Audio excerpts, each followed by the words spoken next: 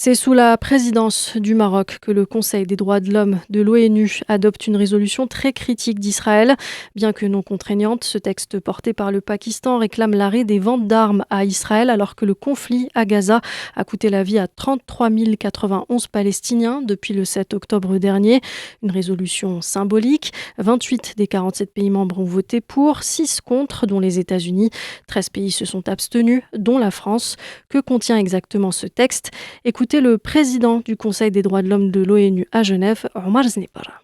La décision prise ce matin par le Conseil des droits de l'homme à Genève euh, sur le conflit actuellement en cours à Gaza est des plus significatives parce que c'est une décision qui a été adoptée par une large majorité, d'une part, et qui a fait auparavant l'objet de consultations intenses. Elle est significative parce qu'elle demande très clairement un arrêt de la confrontation dans le territoire, dans la bande de Gaza.